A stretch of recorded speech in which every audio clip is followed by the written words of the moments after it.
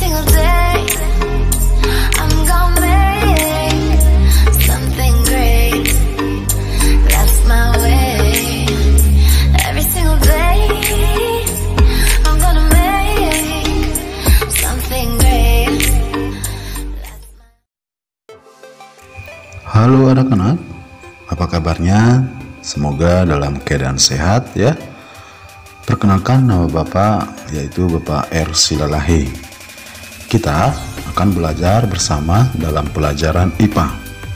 Bapak ucapkan selamat buat anak-anakku yang sudah masuk kelas 7 SMP. Nah, pada pertemuan kali ini kita akan membahas tentang objek IPA dan pengamatannya. Sebelum kita lanjut materi ini, jangan lupa buat anak-anakku untuk subscribe, like, dan share video kita ini ya. IPA atau ilmu pengetahuan alam adalah ilmu yang mempelajari segala sesuatu yang ada di sekitar kita, baik yang hidup maupun yang mati. Nah, kira-kira apa saja yang ada di sekitar kita?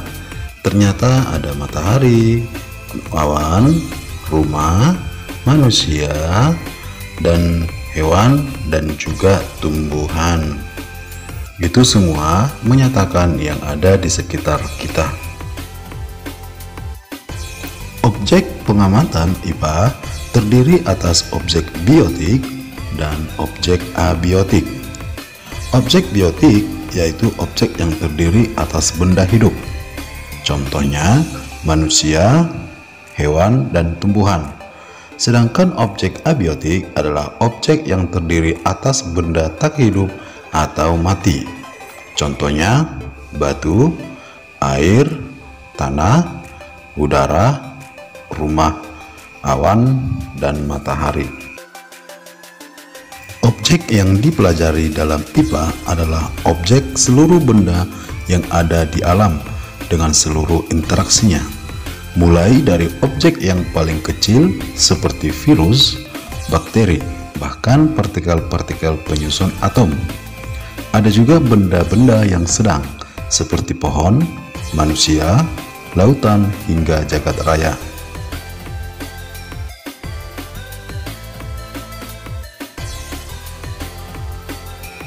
Cara-cara atau langkah-langkah yang digunakan oleh para ilmuwan untuk menyelesaikan suatu masalah keilmuan. Yang pertama adalah merumuskan masalah yang mengumpulkan data, membuat hipotesis atau dugaan sementara, melakukan eksperimen, menarik kesimpulan, dan yang terakhir adalah mempublikasikan.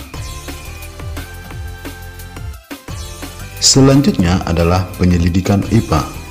Dalam penyelidikan IPA ada 3 keterampilan yang harus kita miliki. Yang pertama yaitu pengamatan atau observasi. Pengamatan ini menggunakan panca indera, termasuk melakukan pengukuran dengan alat ukur yang sesuai. Yang kedua adalah inferensi, yaitu merumuskan penjelasan berdasarkan pengamatan. Contoh ciri-ciri pohon, warna daun hijau, batang besar, dan lain-lain. Yang ketiga, mengkomunikasikan, yaitu mengkomunikasikan hasil penyelidikan baik lisan maupun tulisan. Hal yang dikomunikasikan termasuk data yang disajikan dalam bentuk tabel, grafik, bagan, dan gambar yang relevan.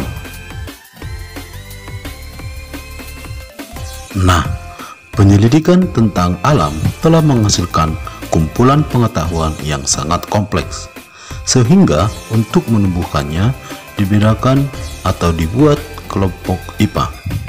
Yang pertama, fisika, yang mempelajari dasar alam seperti materi, gaya, gerak, panas, cahaya, dan berbagai gejala alam fisik lainnya. Yang kedua adalah kimia, yang mempelajari tentang penyusunan berbagai dari beberapa zat. Yang ketiga adalah biologi, yang mempelajari tentang sistem kehidupan, mulai dari yang terkecil sampai yang paling besar. Dan yang keempat adalah bumi dan antariksa, yang mempelajari tentang bumi, bintang-bintang, planet-planet, dan benda langit lainnya. Jadi anak-anakku, saat kita mempelajari IPA, ada beberapa manfaat yang kita dapat, yaitu yang pertama memahami berbagai hal di sekitar kita. Yang kedua, kita dapat meningkatkan kualitas hidup. Dan yang ketiga, kita dapat menyelesaikan sebuah masalah. Sedangkan yang keempat, kita dapat berpikir logis dan sistematis. Baiklah anak, sampai di sini pertemuan kita kali ini. Tetap jaga kesehatan dan jangan kemana-mana. Untuk kali ini, mari kita kerjakan soal evaluasi berikut ini.